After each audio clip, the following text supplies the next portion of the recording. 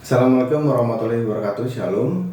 Saya Yermia Okta Satriawan, kelas C, Magister Ilmu Hukum Universitas Negeri Semarang.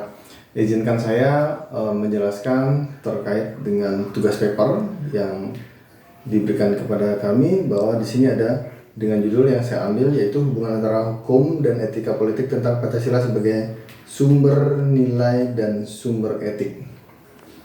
Hubungan antara hukum dan etika politik tentang Pancasila sebagai sumber nilai dan sumber etik.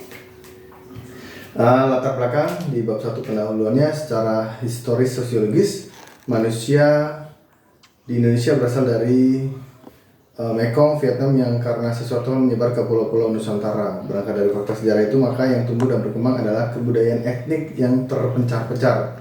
Jadi pertumbuhan ke arah rasa persatuan yang lebih besar tentang pentingnya kepentingan bersama dengan perbedaan, yaitu adanya bahasa, adat istiadat, alam lingkungan, juga kepercayaan dan agama. Kemudian di situ ada juga perbedaan dari bentuk tubuh, warna kulit dan sebagainya. Ringkasnya tergantung pada besarnya popularitas masyarakat. Namun demikian, secara politis yuridis, bangsa Indonesia telah berhasil menciptakan integritas nasional melalui Sumpah Pemuda pada tahun 1982, kumpulan dari bangsa-bangsa yang membentuk nation bersama bangsa Indonesia.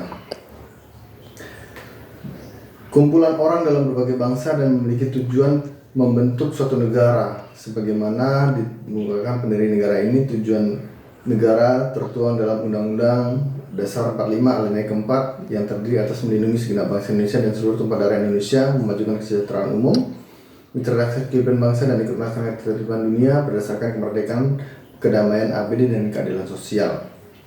Pencapaian tujuan bersama harus dirancang dan dirumuskan dan disepakati bersama oleh seluruh elemen bangsa bersama-sama dengan kebiasaan akademik atau disebut sebagai politik hukum. Rumusan masalah di sini ada dua rumusan masalah. Apakah terdapat hubungan antara hukum dengan etnik? Yang kedua, bagaimana kedudukan hubungan hukum dan etik dalam politik di Indonesia? Dengan tujuan yang C, yaitu untuk mengetahui hubungan antara hukum dan etik. Kemudian yang kedua, kedudukan hubungan hukum dan etik dalam politik hukum di Indonesia.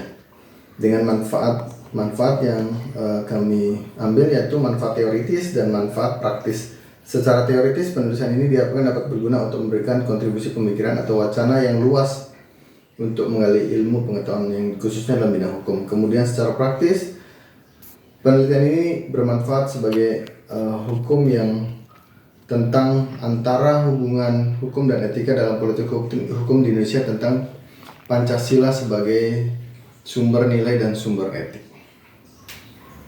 Ada pendahuluan, yaitu hubungan antara hukum dan etik. Hukum dan etik merupakan dua wilayah yang berbeda. Hukum berlaku dalam kehidupan masyarakat, di mana etika merupakan sesuatu yang sifat pribadi.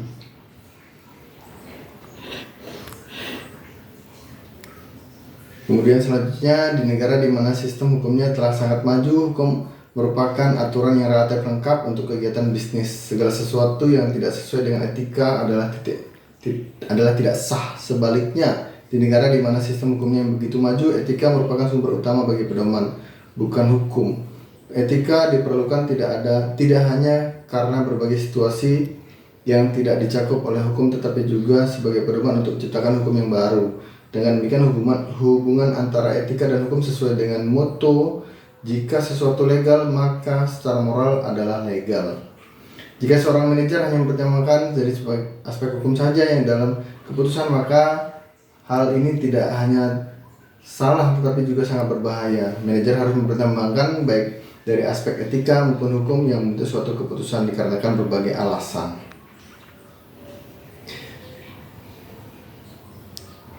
Di mana kesimpulannya bisa saya jelaskan bahwa hubungan hukum dan etika adalah tentang perbuatan manusia.